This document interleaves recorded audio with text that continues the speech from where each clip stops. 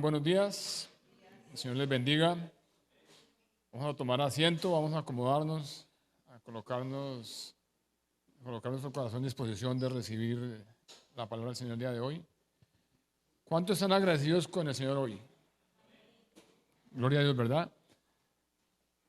Dios es bueno. Miremos solamente el detalle que tuvo el día de hoy con nosotros. No solamente darnos nuevamente la oportunidad de vivir, de respirar, de levantarnos, sino toda la semana estuvo una semana lluviosa, con frío, con viento, o sea, una semana que nos incomodaba, nos daba pereza salir a la calle, ¿verdad? Pero el día de hoy podemos mirar por la ventana y ver ese sol que salió esta mañana, para que no tengamos la excusa de decir, no, es que no voy a la iglesia porque está lloviendo, sino es un día en el que nosotros debemos alabar y glorificar a Dios. La lluvia es necesaria, es una bendición, gloria a Dios por ella, pero los días asolados son una bendición. Hermanos, hoy estamos reunidos como iglesia. Vamos a seguir sobre el tema de la Navidad que hemos venido trayendo. Pero hoy tengo una pregunta para la iglesia. Y quiero hacer una pregunta personal a cada uno de ustedes. Y la pueden responder en su corazón. Pero me gustaría más que no solamente la respondieran, sino que la colocaran en práctica en sus vidas. La pregunta es: ¿cuál es tu regalo para Jesús en esta Navidad? ¿Cuál es tu regalo para Jesús en esta Navidad? ¿Es el mismo regalo del año pasado? ¿Es el mismo regalo todos los años? ¿O este año tienes un regalo especial para Erema? Yo quiero empezar con lo que dice en Mateo 2:11. Dice la palabra del Señor. Dice: al entrar a la casa, vieron al niño con María, su madre, y postrándose lo adoraron. Luego abrieron sus tesoros y le ofrecieron presentes, oro, incienso y mirra. Hermanos, con este versículo nada más podríamos tener una predicación suficiente. Pero el Señor aquí nos está hablando de la verdadera Navidad. Dice en el versículo que al entrar ellos, ¿quiénes entraron? Los sabios, ¿verdad? Entraron ellos.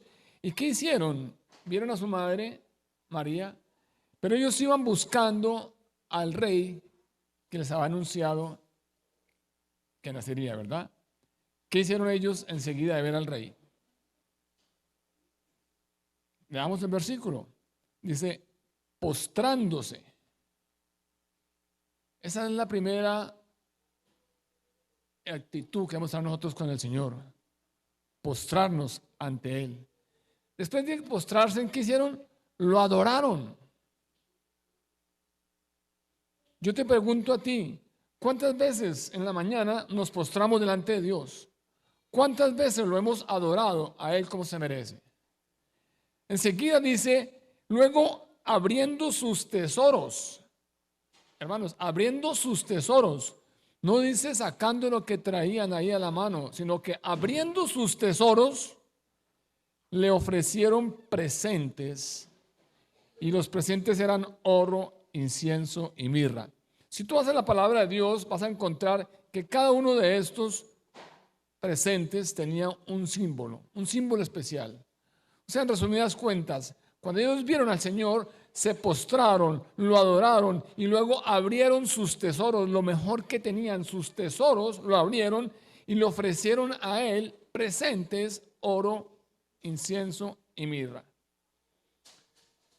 Hermanos, el verdadero significado de la Navidad, según la palabra de Dios, según la Biblia, es el amor de Dios hacia la humanidad. Y encontramos en Juan 3, 16 y 17, que nos dice de la siguiente manera, dice: de tal manera amó Dios al mundo que ha dado su Hijo unigénito, para que todo aquel que en Él crea no se pierda, sino que tenga vida eterna. Versículo 17 dice: Dios no envió a su Hijo al mundo para condenar al mundo, sino para que el mundo sea salvo por Él. Pero ¿qué pasa, hermanos? Que lamentablemente a menudo Jesús es excluido durante la Navidad.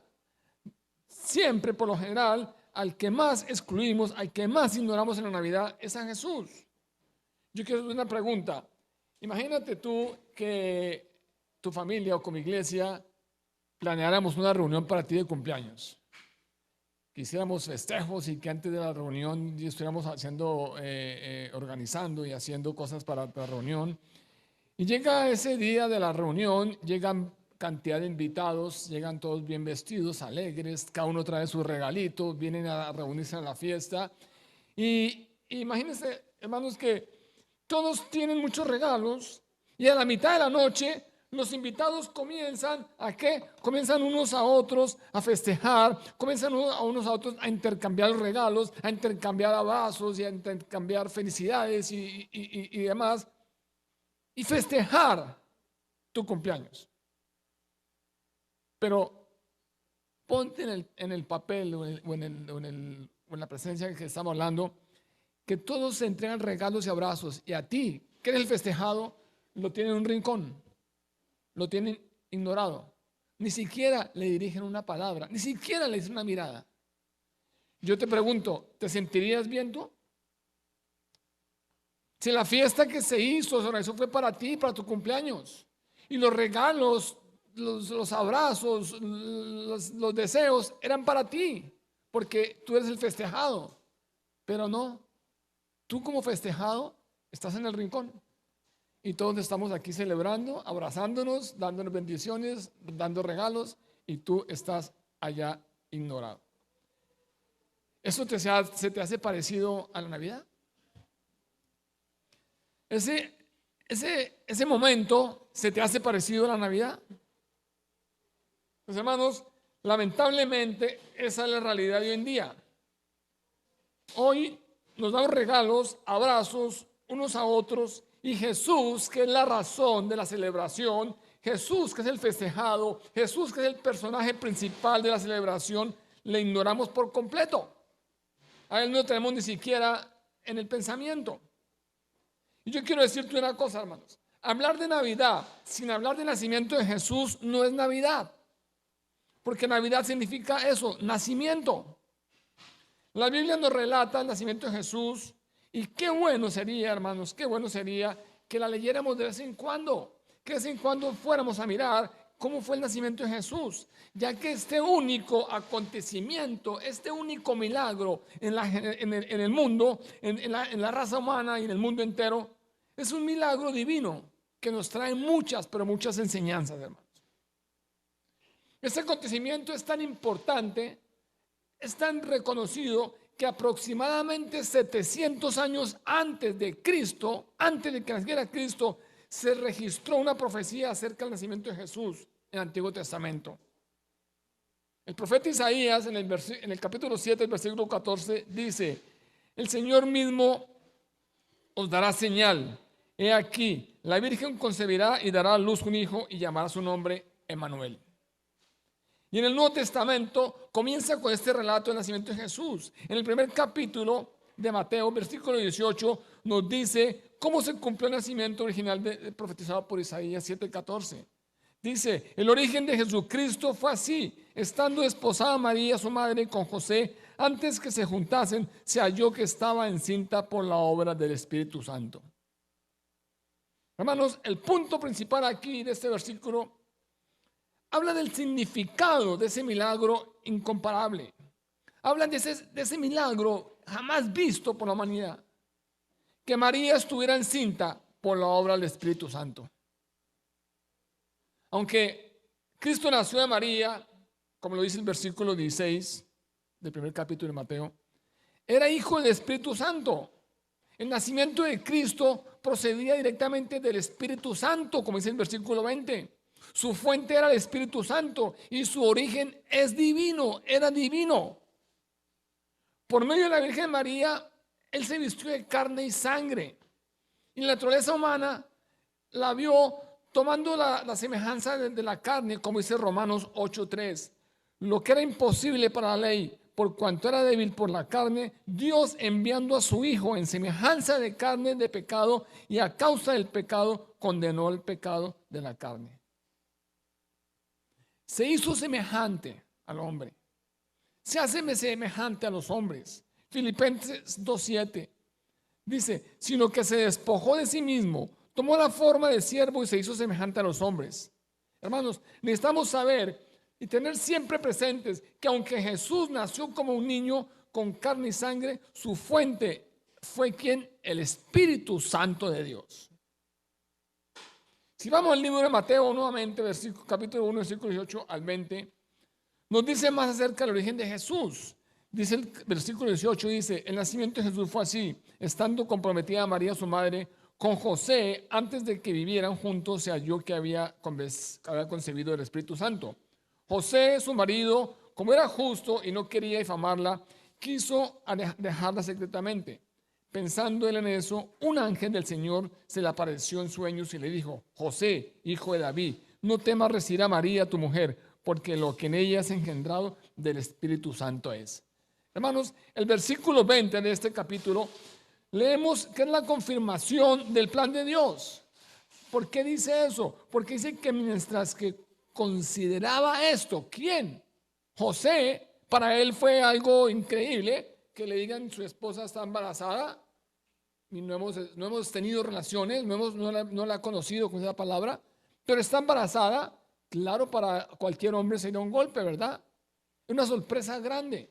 Y la confirmación del plan del Señor es cuando dice que mientras que él consideraba eso, mientras que él pensaba lo que estaba pasando, dice que he aquí, un ángel del Señor se le apareció en sueños y le dijo, José, hijo de David, no temas recibir a María, tu mujer, porque lo engendrado en ella del Espíritu Santo es. Hermanos, estos dos versículos de Mateo, desde del 1, 18 al 20, nos muestran que el nacimiento de Jesús no fue de ninguna manera el nacimiento ordinario de un hombre ordinario. Podemos ver claramente que más bien nos muestra que fue la extraordinaria encarnación de Dios mismo. El nacimiento de Jesús fue el nacimiento de un Dios hombre, una persona maravillosa que era tanto divina como humana. Mateo 1, del 21 al 23, nos dice dos nombres de esta persona preciosa y única. Dice Jesús y Emanuel. Dice el versículo, y dará a luz un hijo y llamará su nombre Jesús, porque él salvará a su pueblo de sus pecados. Todo esto aconteció para que se cumpliese lo dicho por el Señor por medio del profeta, cuando dijo, he aquí, una virgen estará encinta y dará a luz un hijo y llamará su nombre Emanuel, Dios con nosotros. Hermanos, una frase muy cierta de un conocido escritor británico, C.S. Lewis. Él dijo, el Hijo de Dios se hizo hombre para que los hombres pudieran hacerse hijos de Dios. ¿Entendemos eso? ¿Entendemos eso que ese hombre dijo? Hermanos, dice, el Hijo de Dios se hizo hombre, ¿para qué? Para que los hombres pudieran hacerse hijos de Dios. Estamos hablando, hermanos, de un regalo maravilloso que el Señor nos ha hecho a nosotros. Un regalo único, un regalo eterno, un regalo que no pasa de moda, un regalo que no se acaba, que no se desgasta, sino un regalo que te sirve a ti para esta vida y para la vida venidera, a la eternidad. Pero ¿quién era ese bebé que nació en Belén? ¿Quién era ese bebé? Nos llama la atención que los sabios del Oriente no llegaron preguntando si el bebé que nació era un maestro. No llegaron preguntando si el bebé que nació era un profeta. No llegaron preguntando si el bebé era un sumo sacerdote. No, ellos no preguntaron por esos títulos. ¿Saben por qué? Porque la convicción que traen ellos en sus corazones, producto de la revelación especial y divina, era que aquel bebé nacido en un humilde establo para animales, conocido como el pesebre de Belén, era un rey. Pero no cualquier rey, sino el único rey que un día, escúchenme bien, hermanos, que un día cabalgará sobre los cielos en un caballo blanco, con un letrero en mayúscula en su muslo que dirá Rey de Reyes y Señor de Señores, como lo dice Apocalipsis 19:16. Eso dice Apocalipsis 19:16. Que el Señor va a salir cabalgando en un caballo blanco y que en su en su costado va a tener en su muslo del caballo un letrero con letras en mayúsculas que dice Rey de Reyes y Señor de Señores. Vayan a Apocalipsis 19:16 y van a ver que lo que el Señor está hablando, lo que está hablando hoy está escrito en su palabra. Ahora, eso nos lleva a nosotros a saber que Jesús es más que un gran maestro, como muchos lo ven. Que Jesús es más que un profeta, como muchos quieren. Que Jesús es más que un hacedor de milagros, como muchos lo buscamos. Que lo buscamos el milagro y no buscamos el que hace el milagro, sino buscamos el hacedor de milagros. Necesitamos entender y tener siempre presente, hermanos, que Jesús, Él nació como rey, gobierna como rey y vendrá por su iglesia como un rey. Escúcheme bien, Jesús nació como un rey. Jesús gobierna como un rey. Y cuando Él venga por ti, por mí, por su iglesia, vendrá como un rey. Hermanos, estamos próximos a celebrar Navidad, ¿verdad? Y para esta temporada, la costumbre de la mayoría de personas es hacer una lista y pensar en cada uno de los familiares, amigos, y los cuales vamos a darle un presente, un regalito.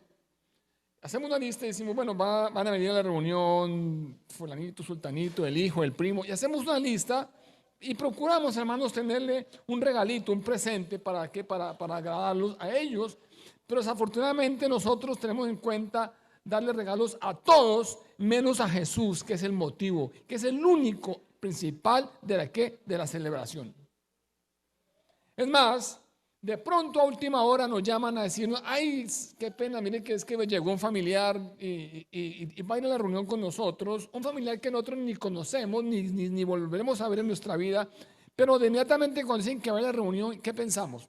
No, toca comprarle un detalle, toca comprar un regalito porque cómo va esta persona a estar en la reunión, se va a sentir mal porque no tiene un detalle, ¿verdad? Y pensamos en agradarlo con un detalle, pero no pensamos eso con el Señor. No pensamos agradar al Señor, al anfitrión, con el regalo. Seamos honestos. ¿Hemos incluido a Jesús en nuestra lista de regalos de Navidad? Sé honesto tú, el Señor conoce tu corazón. No me digas a mí, pregúntate tú mismo. ¿Hemos incluido en nuestra lista de regalos de Navidad a Jesús? ¿O en algún momento hemos pensado en el invitado de honor? ¿En algún momento hemos pensado que es el invitado de honor? Hermanos, esta pregunta ahora muchos van a decir y van a pensar, pero ¿yo qué le puedo regalar a Dios si Él lo tiene todo? Yo voy a decir, pero pastor, ¿yo qué le puedo dar a Dios si Él lo tiene todo? Hermanos, y verdaderamente Jesús como Dios lo tiene todo. Él no necesita nada material de ti ni de mí. Él no necesita nada. La palabra nos dice que Él es el dueño del oro y de la plata. Entonces nos preguntamos, ¿qué le podemos regalar? ¿Qué le podemos dar nosotros a Jesús en esta Navidad? Un regalo que sea muy parecido, no igual porque nunca será igual, pero un regalo que sea muy parecido, que sea un regalo duradero, un regalo eterno, un regalo que nos glorifiquemos, un regalo que le agrade al Señor. ¿Qué regalo le podemos dar a Dios?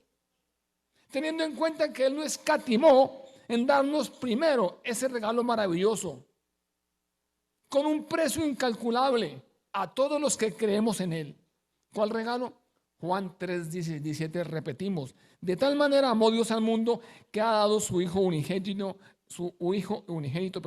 para que todo aquel que en Él crea no se pierda, sino que tenga vida eterna. Dios no envió a su Hijo al mundo para condenar al mundo, sino para que el mundo sea salvo por Él. ¿Qué regalo? Al Hijo, a Dios, a Jesús.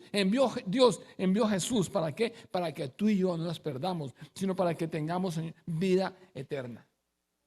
Ahora, teniendo en cuenta esto, hoy vamos a pensar, y yo quiero ayudarles un poquito en algunos de los muchos regalos que le podemos ofrecer al Señor, agradar al Señor con este regalo, y que seguramente el Señor se va a alegrar mucho, porque si se lo damos de corazón, Él se va a agradar.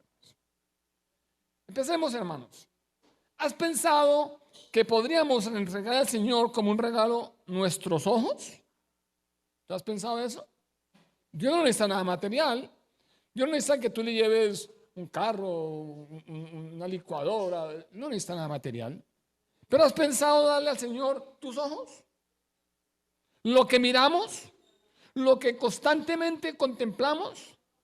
Hermanos, tengamos en cuenta que nuestra vista puesta en cosas que no le ayudan a Dios puede terminar en una tentación, y lo peor, puede terminar ¿en qué? En pecado. ¿Qué estamos viendo? ¿O qué estamos leyendo?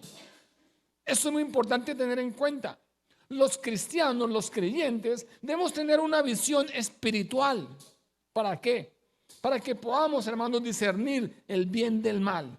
Y sobre todo, para que podamos leer y entender la palabra de Dios tal y como Él la escribió. No tener una visión carnal para estar mirando o leyendo cosas que no le agradan a Dios ni edifican su relación con Él. No teniendo ojos para mirar pornografía, para mirar las mujeres que pasan con sus cuerpos ceñidos, no mirar cosas que no agradan a Dios. Entonces, hermanos, nosotros necesitamos entender que ese es un regalo que le podemos dar a Dios, porque los regalos tienen que costarnos algo. Y si tú has estado esclavo de tus ojos en cosas que no agradan a Dios, es un buen regalo que le podemos dar. Coloca tu mirada en Dios. Él es el hacedor de todas las cosas que nos ofrece. Veamos, Él nos hace ver a Jesús como su único hijo en nuestra vida. Adórale, mirándole a su rostro, mirando su hermosura, que es más agradable que todo lo que el diablo puede ofrecernos en este mundo, hermanos. ¿Qué dice Salmo 119, 18? Salmo 119, 18 dice: abre mis ojos y miraré las maravillas de tu ley. Buen regalo, ¿verdad? ¿Qué otro regalo? ¿Tú has pensado que podemos entregarle al Señor como regalo nuestros oídos? ¿Has pensado en eso? Lo que estamos escuchando a diario es lo que nosotros debemos mirar. ¿Qué estamos escuchando? ¿Qué es lo que tú escuchas en tu vida? ¿Escuchas bromas subidas de tono? ¿Escuchas malas palabras? ¿Escuchas chismes? ¿Escuchas rumores o habladurías? Es tiempo que nuestros oídos comiencen a escuchar la voz de Dios. Hermanos, es importante nosotros afinar nuestros oídos para adquirir sabiduría. Estar atento a lo que escuchamos, porque esta información, todo lo que escuchamos, toda información que recibimos va a nuestro cerebro y ahí pasa a nuestro corazón. Y créame que esto va a influir tarde o temprano muy seriamente en nuestro comportamiento, en nuestra actitud. Porque de la abundancia del corazón habla la boca. Elige bien lo que estás escuchando. Afina tu oído lo que vas a escuchar. No podemos seguir escuchando las palabras, promesas y ruidos del mundo que nos impiden escucharlo a Él. Es necesario, hermano, escuchar algo que nos alimente espiritualmente, algo que nos nutra, algo que nos edifique. ¿Saben por qué es tan importante y necesario escuchar la voz de Dios? Hermano, Romanos 10:7 dice: así que la fe es por el oír y el oír por la palabra de Dios. ¿Quién dice amén? Hermanos, el oír, la fe es por el oír y el oír y el oír la palabra de Dios. Tú no vas a fortalecerte en fe pegado al televisor. Tú no vas a fortalecerte en fe pegado a las redes sociales. Tú no vas a fortalecerte en fe escuchando y viendo las cosas del mundo. Necesitamos, hermanos, escuchar la voz de Dios. Muchos dicen, pero es que no escucho a Dios. Pues yo quiero que leas Juan 8:47. Juan 8:47 dice: el que es de Dios, las palabras de Dios que oye. Por esto no las oís vosotros, porque no sois de Dios. Yo quiero que te preguntes tú hoy: ¿yo oigo la voz de Dios? ¿He escuchado la voz de Dios? ¿Me he propuesto escuchar la voz de Dios? Pues déjame decirte lo que dice Juan 8:47, que el que es de Dios, las palabras de Dios oye. Por esto no la sois vosotros, porque no sois de Dios. Proverbios 2:2 dice, haciendo estar atento tu oído a la sabiduría, si inclinas tu corazón a la prudencia. Hermanos, son dos buenos regalos, ¿verdad? Miremos otro tercero. ¿Has pensado que podríamos regalarle a Dios como regalo nuestra boca, nuestras palabras, todo lo que hablamos? Acordémonos que la Biblia, la palabra de Dios nos enseña que seremos juzgados por cada palabra que sale de nuestra boca. ¿Por qué? Porque con esa palabra podemos usarla para bendecir o para maldecir. Tú puedes bendecir a tu hijo o puedes maldecir a tu hijo. Tú puedes decir, este hijo mío va a ser un siervo de Dios, va a caminar en las cosas de Dios, va a ir a la iglesia, va a ser una buena persona, va a ser una persona que alaba a Dios. O puedes decir, no, este muérgano va a ser un sinvergüenza, un vicioso, un borracho. Lo estás maldiciendo. Con tu boca puedes bendecir o maldecir. ¿Qué dice Mateo 12, 36, 37? Dice, mas yo os digo que toda palabra ociosa que hablen los hombres, de ella darán cuenta el día del juicio. Porque por tus palabras serás juzgado y por tus palabras serás ¿qué? Condenado. Hermanos, necesitamos nosotros entender que es necesario ofrendarle a Dios, entregarle a Dios aún nuestro vocabulario. ¿Cuántos de nosotros en mi tiempo pasado, de 10 palabras que yo decía, 9 eran grosería, 9 eran con mala intención, 9 eran con doble sentido? Y ahora no soy santo, porque ninguno es santo, pero ahora yo sé que de mi boca, de 10 palabras, 9 son para alabar a Dios y de pronto una que me sale porque no soy santo ni perfecto, hermano. Entonces, necesitamos, hermanos, ese regalo que el Señor da al Señor, ese regalo. Y si te cuesta, mejor todavía. Porque nosotros debemos de entregarle a Dios lo que nos cueste, algo que nos cueste. ¿Has pensado que podríamos entregarle a Dios como regalo nuestras manos? Hermanos, en su infinita misericordia, Dios nos creó con manos y las manos son una herramienta muy indispensable en la vida del ser humano, ¿verdad? Nosotros usamos las manos como herramientas, los doctores en sus cirugías, los mecánicos en su trabajo, los carpinteros en su madera. Las manos son necesarias, es una necesidad diaria para el ser humano. Además, es una necesidad para conseguir nuestro sustento. Y la Biblia nos enseña en el libro de los Salmos que debemos levantar nuestras manos en adoración y alabanza a Dios. Por eso cuando estamos en adoración y alabanza, no te dé vergüenza alzar las manos, levantar las manos, porque estás levantando manos ¿a quién? A Dios. Las manos también pueden ser utilizadas para expresar arrepentimiento, súplica. Eso lo hacían los reyes en Israel cuando extendían sus manos hacia Dios en busca de misericordia y perdón. Señor, te entrego mi vida, te ofrendo mi vida. Señor, perdóname. Levanta las manos. Es una señal de humildad. Las manos son utilizadas, hermanos, como señal de humildad y sumisión.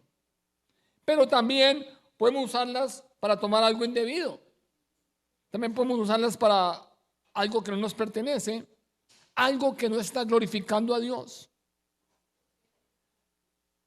Escúcheme esto, hermanos. Cuando nuestras manos trabajan para Dios, hay poder en nuestras manos. Hay poder para sanar a los enfermos.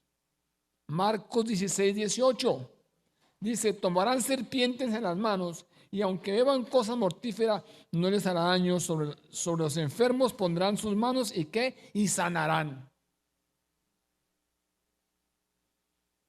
Yo quiero recordarte, hermano, el día de hoy, que Dios ama las manos de quien trabajan para Él. Dios ama esas manos, pero también hay manos que Dios aborrece. Y estas son las manos que derramaron de sangre que nos habla Proverbios 6, 17. Y el deseo de Dios es que podamos levantar nuestras manos en santidad.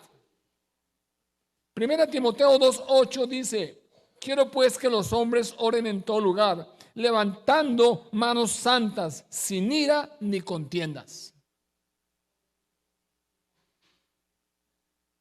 Mis amados hermanos, la lista de regalos que nosotros podemos darle al Señor es inmensamente grande. Solamente pensemos en nuestros pasos. ¿Hacia dónde nos dirigen? ¿Nos dirigen hacia el Señor? ¿Nos dirigen los domingos a la iglesia? ¿Nos dirigen a un discipulado o a un grupo de oración? ¿O nos dirigen a entretención, al parque, al bar, a la taberna? ¿A dónde nos dirigen tus pasos?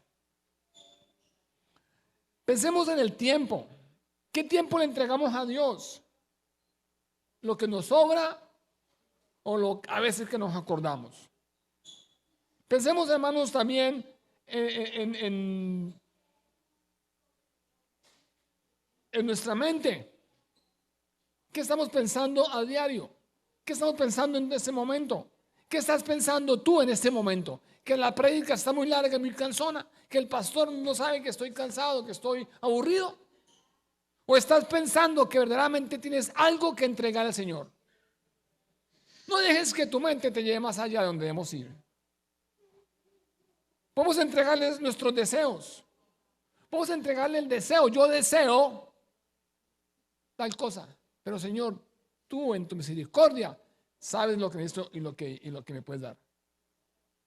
Nuestro corazón, etcétera, etcétera, etcétera, etcétera.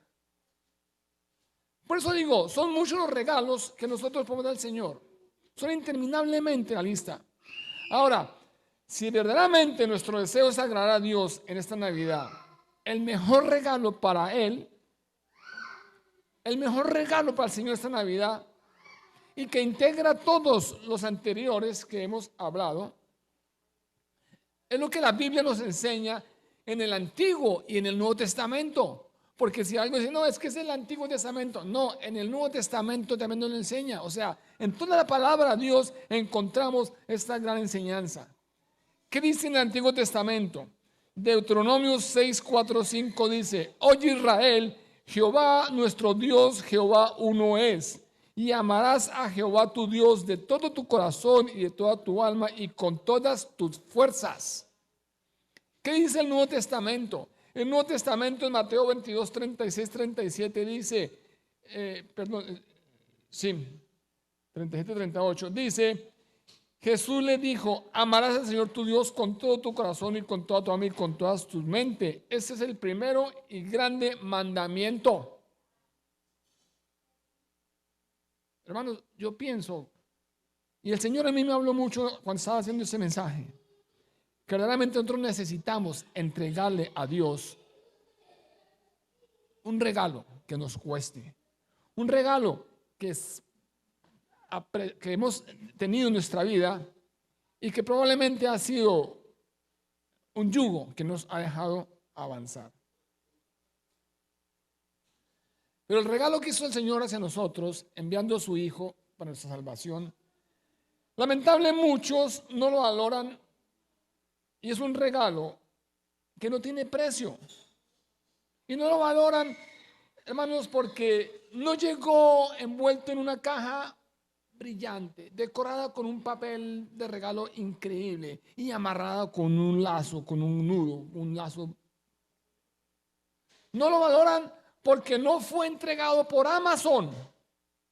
No lo valoran porque no trae el sello de una gran tienda de marca. Por eso no lo valoran. No lo valoran porque no llegó a un palacio. Ni los funcionarios del gobierno, ni los famosos, ni los artistas, ni los globeros, ni los demás lo aprobaron. No lo valoran. Pero yo quiero decirte, hermanos, que en cambio este regalo que nos envió el Señor vino como un bebé, envuelto en pañales y acostado en un pesebre, como lo dice Lucas 2:12.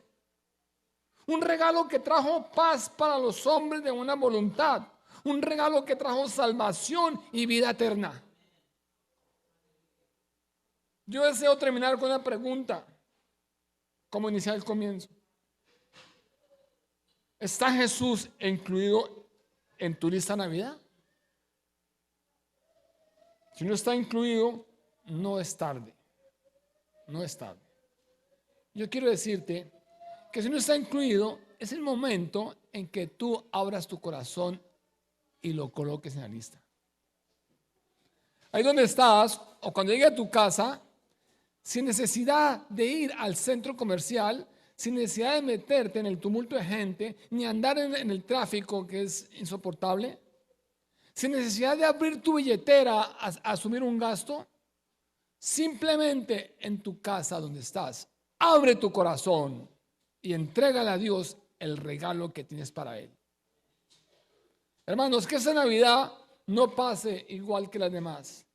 Que en esta Navidad el personaje, el anfitrión, no pase ignorado, sino que en esta Navidad Jesús tenga el lugar que Él se merece. Feliz Navidad, hermanos.